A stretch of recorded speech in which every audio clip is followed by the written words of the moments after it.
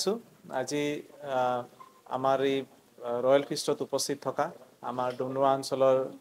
সাংবাদিক বন্ধুসকল, আমাৰ ডুমডুমা অঞ্চলৰ কেইবাগৰাকী বিশিষ্ট ব্যক্তি, ডক্টৰ প্ৰণৱজ্যোতি ডেকা ডাঙৰীয়া, প্ৰকাশ দত্ত ডাঙৰীয়া, অলিভ খান ডাঙৰীয়াক প্ৰমুখ কৰি আমাৰ এগৰাকী বিশেষ ব্যক্তি SPMৰ লগত জড়িত গগৈ ডাঙৰীয়া, তেখেতো আহিছে। সকলোকে আদৰণি জনাইছোঁ। আপোনালোকক মই সকলোকে অৱগত কৰিবলৈ পাই আনন্দিত হৈছোঁ যে যোৱা 2টা বছৰে আমি ডুমডুমাত এটা নতুন প্ৰয়াস এটা আৰম্ভ কৰিছিলোঁ। সেয়া আছিল বিধায়কৰ প্ৰতিভা সন্ধানী পৰীক্ষা। আৰু যোৱা 2টা বছৰ এই পৰীক্ষাটো খুব সুন্দৰভাৱে আমি ইয়াৰ কিছু ব্যক্তিৰ সহযোগত বা কিছু অনুষ্ঠানৰ সহযোগত খুব সুন্দৰকৈ পাতিবলৈ সক্ষম হৈছিলোঁ। আৰু মই ভাবোঁ যে সেই পৰীক্ষাটোৱে আমাৰ ডুমডুমা অঞ্চলৰ চৰকাৰী বিদ্যালয়ত অধ্যয়নৰত ছাত্ৰ ছাত্ৰীসকলৰ মাজত এটা খুব সুন্দৰ বাতাবৰণ সৃষ্টি কৰিবলৈ সক্ষম হৈছিল। আৰু ভৱিষ্যতে এই পৰীক্ষাটোৱে নিশ্চয় আমাৰ চৰকাৰী বিদ্যালয়সমূহত অধ্যয়নৰত ছাত্ৰ ছাত্ৰীসকলৰ মাজত পঢ়াৰ প্ৰতি আকৰ্ষণ বৃদ্ধি কৰিব, প্ৰতিযোগিতাৰ মনোভাৱ সৃষ্টি কৰিব আৰু ড্ৰপ আউটৰ ৰেট হ্ৰাস কৰাৰ ক্ষেত্ৰত যথেষ্টখিনি সহায়ক হ'ব বুলি মই ভাবোঁ। কিন্তু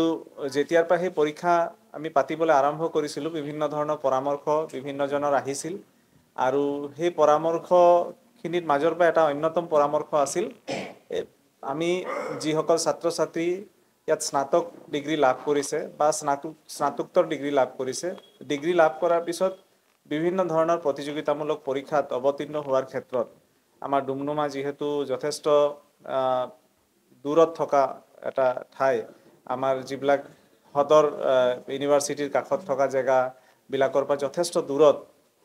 আৰু ইয়াৰ ছাত্ৰ ছাত্ৰী যিসকল আৰ্থিকভাৱে দুৰ্বল পৰিয়াল আছে,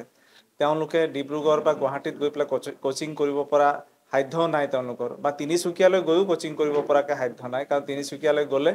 দিনত প্ৰায় 150-200 টকা খৰচ হ'ব পাৰে। গতিকে যিসকল দুৰ্বল অভিভাৱক আৰ্থিকভাৱে, তেওঁলোকে হয়তো নিজৰ ল'ৰা ছোৱালীক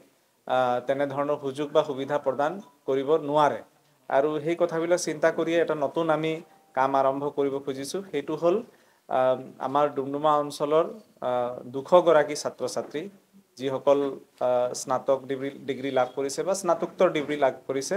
তেওঁলোকে বিভিন্ন ধৰণৰ প্ৰতিযোগিতামূলক পৰীক্ষাত অৱতীৰ্ণ হ'ব খোজে, SSC পৰীক্ষাত অৱতীৰ্ণ হ'ব খোজে, বেংক পিঅ'ৰ তেওঁলোকে পৰীক্ষাত অৱতীৰ্ণ হ'ব খোজে, ADRE পৰীক্ষা আমাৰ গভৰ্ণমেণ্টে পাতিছে, আকৌ পাতিব, সেইবিলাকত অৱতীৰ্ণ হ'ব খোজে, বা ৰেলৱে বা অন্যান্য যিখিনি চৰকাৰী বিভাগ আছে সেইবিলাকত যাতে তেওঁলোকে খুব দক্ষতাৰে সেই প্ৰতিযোগিতাবিলাকত যাতে অংশগ্ৰহণ কৰিব পাৰে, তাৰ বাবে এটা প্ৰয়াস আমি আৰম্ভ কৰিব খুজিছোঁ। আমাৰ যিসকল বিশিষ্ট ব্যক্তি আমাৰ মাজত উপস্থিত আছে, তেওঁলোকে পৰামৰ্শ দিছিল যে এই অনুষ্ঠানটোৰ বা এই প্ৰয়াসটোৰ নাম উদ্দীপন বুলি দিব লাগে বুলি তেওঁলোকে পৰামৰ্শ দিছিল, আৰু সেইমতে এই কাৰ্যসূচীটোৰ নামে আমি উদ্দীপন বুলি দিছোঁ। আৰু এপ্ৰিল মাহৰ পৰাই আমি 6মহীয়া কোচিং এটা আৰম্ভ কৰিব খুজিছোঁ আমাৰ ডুমডুমা অঞ্চলৰ ছাত্ৰ ছাত্ৰীসকলৰ কাৰণে। আৰু কেৱল 200ই নহয়, যদি ক'ৰবাত 10-20টা বাঢ়িও যায় আমাৰ একো অসুবিধা নাই, কিন্তু আমি আমাৰ এই অঞ্চলৰ যুৱক যুৱতীসকলে যাতে কোনো কাৰণতে যোৰহাট, আমাৰ যোৰহাট, ডিব্ৰুগড়, গুৱাহাটী বা শিলচৰ এনেকুৱা ধৰণৰ সদৰ জেগাবিলাকত থকা ছাত্ৰ ছাত্ৰীসকলৰ তুলনাত যাতে কোনো কাৰণতে কোনো ধৰণৰ সুযোগ আৰু সুবিধাৰ অভাৱত নিজৰ আহিবলগীয়া দিনবিলাকত যিখিনি সফলতা তেওঁলোকে অৰ্জন কৰিব লাগে সেইবিলাকৰ পৰা যাতে বঞ্চিত নহয়, তাৰ কাৰণে এটা সৰু প্ৰয়াস আমি কৰিবলৈ চেষ্টা কৰিছোঁ। আৰু সেই প্ৰয়াসটোৰ বাবে আমাৰ এটা পৰিচালনা সমিতিও গঠন কৰি দিব খুজিছোঁ। আৰু সেই পৰিচালনা সমিতিত উপদেষ্টা হিচাপে আমাৰ ডক্টৰ প্ৰণৱজ্যোতি ডেকা ডাঙৰীয়া, প্ৰকাশ দত্ত ডাঙৰীয়া, আমাৰ অলিভ খান ডাঙৰীয়া, আৰু আমাৰ ইয়াত 2খন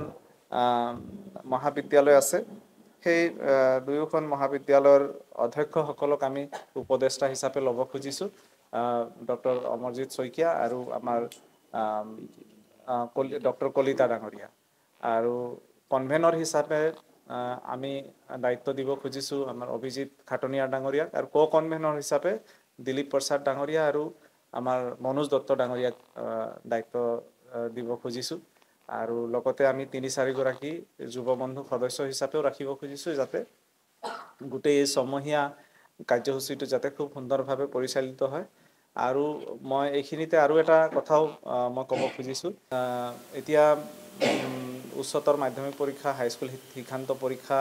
আমাৰ ইতিমধ্যে হৈছে আৰু ৰিজাল্টটো দিব ৰিজাল্ট দিয়াৰ পিছত মই এনেধৰণৰ চিন্তা চৰ্চাও কৰি আছোঁ যদি কোনোবাই ইণ্টিগ্ৰেটেড কোৰ্চ কৰিব খোজে মেট্ৰিকত ভাল ফলাফল দেখুৱাৰ পিছত যেই মানে JEE নিটৰ ক্ষেত্ৰত যদি সেইবিলাকৰ ক্ষেত্ৰত যদি কোনোবাই কৰিব খোজে ভাল মেধা সম্পন্ন ছাত্ৰ ছাত্ৰী 2-এজনক মই স্পন্সৰ কৰাৰ কথাও ভাবিছোঁ আৰু যদি আমি সুযোগ সুবিধা পাওঁ ভাল যদি মেধা সম্পন্ন আৰ্থিকভাৱে দুৰ্বল ছাত্ৰ ছাত্ৰী থাকে তেন্তে UPSCৰো 2-এজন কোচিং কৰাবৰ কাৰণে তেওঁলোকক অৱশ্যে আমি ইয়াত ৰাখিব নোৱাৰিম তেওঁলোকক গুৱাহাটীলৈ লৈ যাব লাগিব বা ডিব্ৰুগড়লৈ লৈ যাব লাগিব তেনেকুৱা ধৰণৰো এটা চিন্তা চৰ্চা হাতত লৈছোঁ এই উদ্দীপন কাৰ্যসূচীৰ যোগেদি আমি তেনেকুৱা ধৰণৰ প্ৰয়াসবিলাক কৰি ডুমডুমা অঞ্চলৰ যিসকল মেধা সম্পন্ন দুখীয়া ছাত্ৰ ছাত্ৰী আছে তেওঁলোকক যাতে সকলো প্ৰকাৰে আমি সহায় কৰিব পাৰোঁ তাৰ বাবে এই নামাকৰণেৰে আমি আগবাঢ়ি যাব খুজিছোঁ সেইখিনি কথাই আপোনালোকৰ সংবাদ মাধ্যমৰ মাজেদি মই আপোনালোকক জনাব খুজিছিলোঁ এই কথাটো যাতে ডুমডুমা অঞ্চলৰ যুৱক যুৱতীসকলৰ মাজত বহলভাৱে প্ৰচাৰ হয় আৰু আমি এটা হেল্পলাইন নাম্বাৰো কৰি দিম এটা আবেদনৰ ব্যৱস্থাও আমি কৰি দিম যাতে যুৱক যুৱতীসকলে আবেদন কৰে আবেদন কৰাৰ পিছত যদি আবেদনকাৰীৰ সংখ্যা বেছি হয় তেন্তে আমি এটা পৰীক্ষা পাতিম আৰু যদি আবেদনকাৰী সীমিত থাকে তেন্তে পৰীক্ষা পতাৰ দৰে প্ৰয়োজন নহ'ব কিন্তু যদি আবেদন বেছি হয় তেন্তে আমি পৰীক্ষা পাতি পেলাই বাছনি কৰিম 200 গৰাকী আৰু যদি 200 গৰাকী বা 210 বা 20 গৰাকীৰে আবেদন আহে তেন্তে আৰু পৰীক্ষা পতাৰ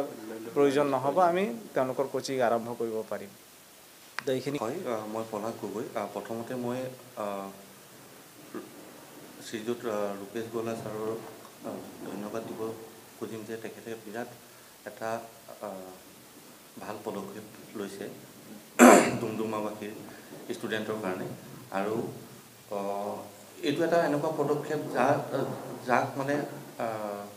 ষ্টুডেণ্টখিনিক আমি বহুত আগবঢ়াই লৈ যাব পাৰিম বিভিন্ন ধৰণৰ কম্পিটিটিভ এক্সামখিনিৰ কাৰণে যেনে bank PO SSC railways ADI